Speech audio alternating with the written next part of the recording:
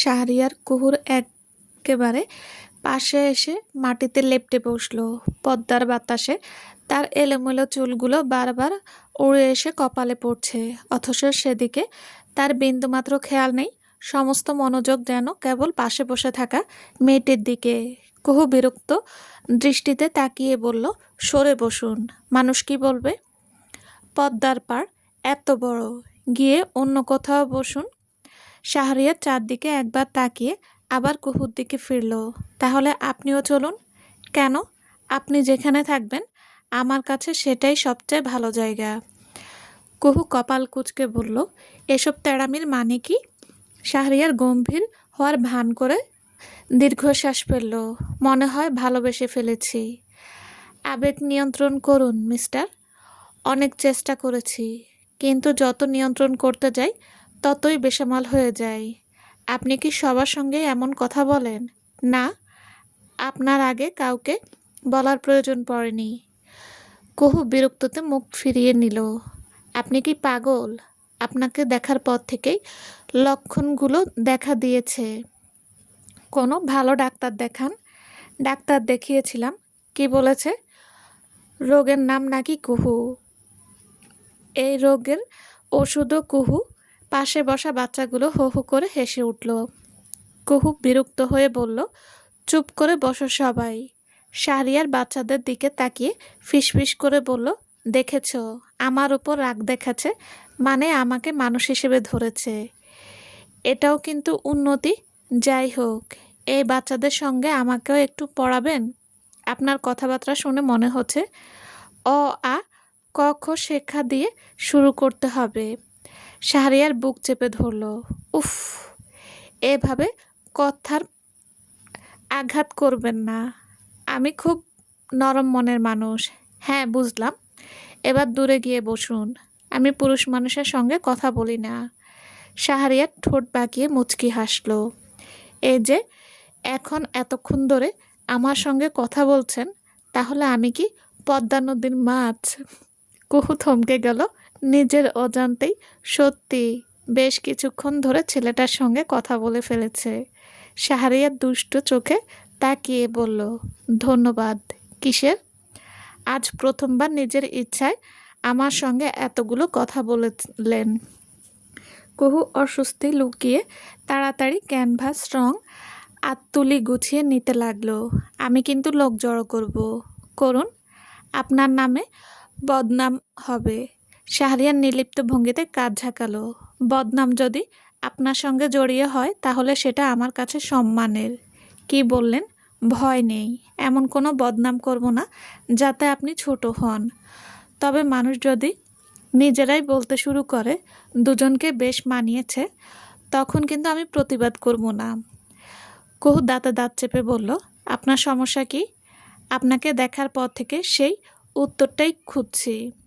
কুহু এবার সব কিছু কাঁধে তুলে চলে যেতে উদ্যত হলো। শাহরিয়ার দ্রুত সামনে এসে পথ আটকালো। আবার কি? একটা প্রশ্ন করুন। আপনি কি সবসময় এমন গম্ভীর মুখে উম, থাকেন, নাকি শুধু আমাকে দেখলেই? কথা শেষ? না? তাহলে আমি যাচ্ছি। আচ্ছা যান, তবে একটা কথা বলে যান। কি? আগামীকালও আসবেন তো? কুহু কোনো উত্তর দিল না, পাশ কাটিয়ে হেঁটে চলে যেতে চাইল। শাহরিয়ার আবারও কুহুর পথ রোধ করে দাঁড়ালো। কি চান আপনি? শাহরিয়ার ঠোঁটের কোণে দুষ্টু হাসি টেনে বলল, আপনার ভালোবাসা। কুহু ব্রু কুঁচকে তাকালেন। ভালোবাসা কি মিঠাই যে আপনি চাইলেন আর আমি বাজার থেকে কিনে এনে হাতে ধরিয়ে দেব? মাথায় একটুও ঘিলু নেই। কদিন ধরে চেনেন আমাকে, সপ্তাহ তো পূর্ণ হয়নি। এর মধ্যে ভালোবাসা? আপনাদের মতো মানুষের জন্যই ভালোবাসা শব্দটার দাম আজ এত কমে গেছে। দুটো হাসি দেখলেই প্রেম, দুদিন কথা বললেই ভালোবাসা। জীবনটা কি সিনেমা নাকি? এক নাগাড়ে কথাগুলো বলে থামতেই বুঝতে পারলো ছেলেটা কোনো উত্তর দিচ্ছে না। শাহরিয়ার অপলক দৃষ্টিতে তাকিয়ে আছে তার দিকে, চোখে বিস্ময়, ঠোঁটে মুগ্ধতার রেখা। কুহু বিরক্ত হয়ে গলা খাকারি দিল। কি হলো, এভাবে তাকিয়েছেন কেন? শাহরিয়ার যেন ঘোর কাটিয়ে মৃদু হেসে বলল, ভাবছিলাম আপনি কথা বলতে পারেন। আমি তো ধরে নিয়েছিলাম আল্লাহ আপনাকে বোবা এক পরীর সঙ্গে পরিচয় করে দিয়েছে। সরি, আল্লাহ আমাকে একটা বোবা পরীর সাথে পরিচয় করিয়ে দিয়েছে। আজ বুঝলাম পরে শুধু কথা বলতে পারে না, রাগও করতে পারে। আর রাগলে আরও সুন্দর লাগে। কুহু ঠান্ডা স্বরে বলল, ফালতু কথা শেষ? না, আসল কথাটাই তো এখনো বলা হয়নি। শুনতে আগ্রহী নই, তবু শুনবেন। শাহরিয়ার একটু এগিয়ে এসে গলায় বলল, ভালোবাসা কি দিন তারিখ গুনে আসে কুহু পাখি? হৃদয় কি ক্যালেন্ডার দেখে ধুকপুক করে? কেউ বছরের পর বছর পাশাপাশি থেকেও অপরিচিত থেকে যায়। আবার কাউকে এক পলক দেখেই মনে হয় এই মানুষটাকেই তো এতদিন খুঁজছিলাম। প্রেমের কোনো ঘড়ি নেই, কোনো হিসাব নেই। কারো এক সেকেন্ডও লাগে, কারো এক জীবনও কম পড়ে। কুহু হেসে ফেলল, তবে সেই হাসিতে উপহাস বেশি ছিল। সংলাপগুলো নিশ্চয় মুখস্থ করে এসেছেন। না, আপনার সামনে এলেই নিজের অজান্তে বেরিয়ে আসে। আপনি সব মেয়েকেই এসব বলেন। শাহরিয়ার বুকের ওপর হাত রেখে নাটকীয় ভঙ্গিতে বলল, ইস, যদি বলতাম তাহলে অন্তত প্রেম ব্যর্থ হওয়ার অভিজ্ঞতা থাকতো। দুর্ভাগ্যবশত আপনি আমার প্রথম অপরাধ। কিসের অপরাধ? আপনাকে দেখে প্রেমে পড়ে যাওয়া। কুহু বিরক্ত হয়ে চোখ ফিরিয়ে নিল। আপনার চিকিৎসা দরকার। ডাক্তার দেখিয়ে লাভ নেই। কেন? বললাম তো, রোগটার নাম কুহু। এই রোগের ওষুধও কুহুই। কথাটা শুনে পাশে দাঁড়িয়ে থাকা বাচ্চাগুলো হো হো করে হেসে উঠল। ঝুমা দুষ্টুমি করে বলল, দিদি, ওনাকে ওষুধ দাও না। কুহু চোখ রাঙিয়ে বলল, তোমরা চুপ করবে? বাচ্চারা আবারও খিলখিলিয়ে হাসল। শাহরিয়ার সুযোগটা হাতছাড়া করল না। দেখলেন, সাক্ষীও পেয়ে গেলাম। কিসের সাক্ষী? আপনি রাগ করলে আপনার চোখ দুটো আরও সুন্দর হয়ে যায়। আপনি সীমা ছাড়িয়ে যাচ্ছেন। আমি তো আপনার কাছেই আসতে চাই। সীমা ছাড়িয়ে কোথায় যাব? কুহু গভীর শ্বাস নিল। এই মানুষটার সঙ্গে তর্ক করে লাভ নেই। প্রতিটি কথার উত্তর যেন আগেই ভেবে রেখেছে। আমি যাচ্ছি। শাহরিয়ারও পথের পাশে সরে গেল। আচ্ছা, আজ আর বিরক্ত করব না। কুহু অবাক হয়ে তাকালো। সত্যিই? হ্যাঁ, তবে একটা কথা রেখে যাচ্ছি। কি? শাহরিয়ার হালকা হেসে বলল, আজ আপনি আমাকে ফিরিয়ে দিলেন, কালও হয়তো দেবেন, কিন্তু আমি তাড়াহুড়ো করে আপনার উত্তর চাই না। আমি ঠিক একই জায়গায় প্রতিদিন অপেক্ষা করব। কোনো উত্তর দিল না। তার পদক্ষেপ ধীরে ধীরে দূরে মিলিয়ে গেল।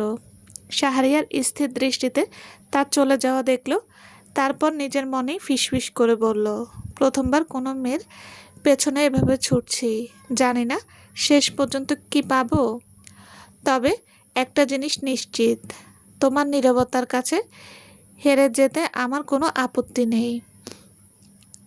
কুহু, তবে তোমাকে পাওয়ার আগে আমি হার মানব না।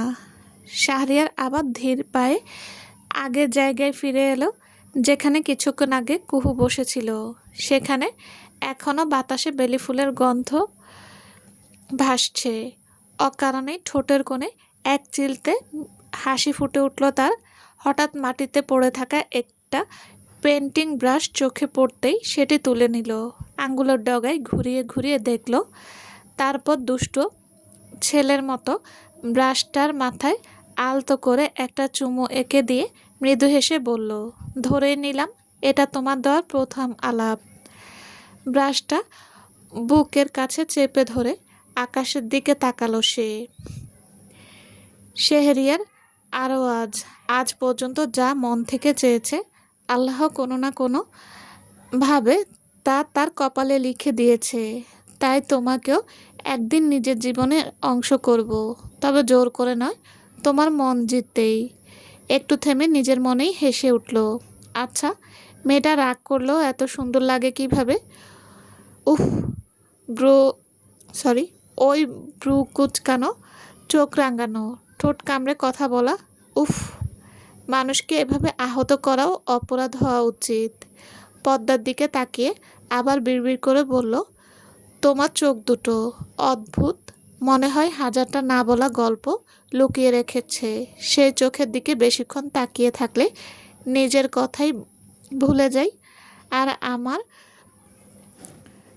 আর তোমার সেই রাগ, মনে হয় বজ্রপাতও বোধহয় এতটা ধারালো হয় না।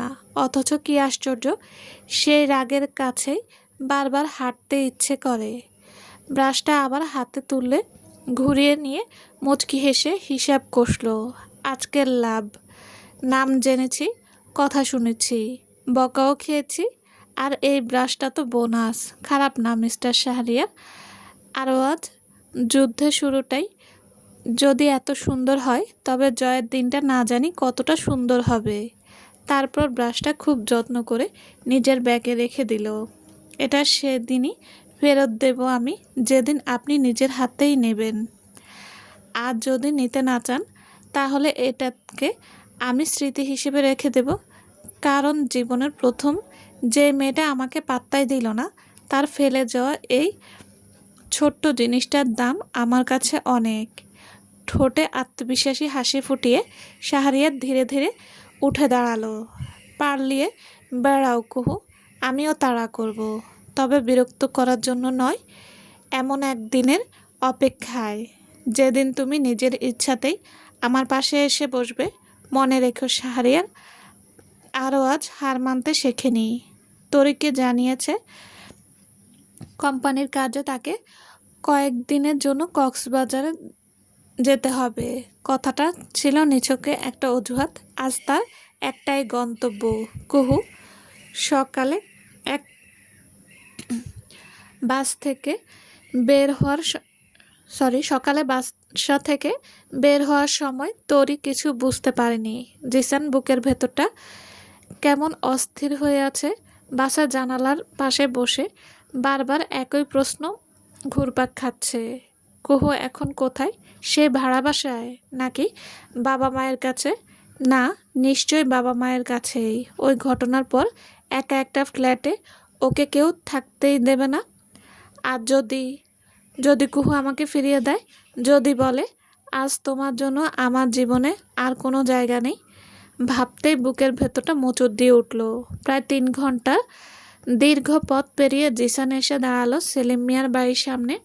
বাড়িটার দিকে তাকিয়ে অদ্ভুত এক অনুভূতি হলো তার। এই বাড়ি থেকেই তো একদিন সে কুহুকে নিয়ে পালিয়েছিল। কত স্বপ্ন ছিল, কত প্রতিশ্রুতি ছিল। আজ সেই একই দরজায় সে দাঁড়িয়ে আছে একজন অপরাধীর মতো। দরজায় কড়া নাড়তেই ভেতর থেকে সেলিম মিয়া বেরিয়ে এলেন। জিসানকে দেখার সঙ্গে সঙ্গে তার মুখের রং বদলে গেল। চোখ মুহূর্তে লাল হয়ে উঠল। তুই? পরক্ষণে ক্রোধে কাঁপতে কাঁপতে এগিয়ে এলেন তিনি। তোর এত বড় সাহস, কোন মুখে এসেছিস এই বাড়িতে? ভেতর থেকে ছুটে এলেন মিনারা বেগম।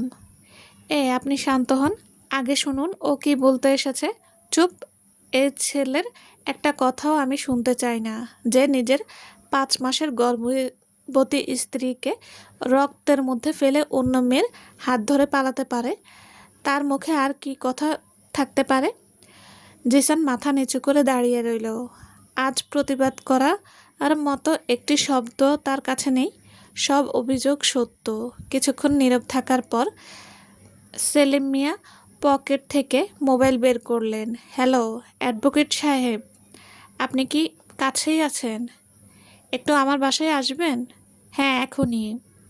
প্রায় 20 মিনিট পর একজন আইনজীবী এসে উপস্থিত হলেন। তিনি ব্যাগ খুলে একটি কাগজ বের করলেন। সেলিম মিয়া কাগজগুলো হাতে নিয়ে কোনো কথা না বলে জিসানের দিকে এগিয়ে দিলেন। কাগজগুলো পর। জিসান কাপা হাতে কাগজ নিল। প্রথম লাইনে বড় অক্ষরে লেখা তালাকের নোটিশ। মুহূর্তে তার বুকের ভেতরটা যেন হাহাকার করে উঠল। চোখ স্থির হয়ে রইল কাগজের ওপর। এটাই তো তার প্রাপ্য ছিল। সে নিজেই এই পরিণতি ডেকে এনেছে। তবু কেন যেন আজ এই কয়েক টুকরো কাগজ পাহাড়ের চেয়েও ভারী মনে হচ্ছে।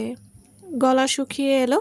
অনেক কষ্টে বলল, আঙ্কেল, আমি আমি একবার কুহুর সঙ্গে দেখা করতে চাই। অসম্ভব।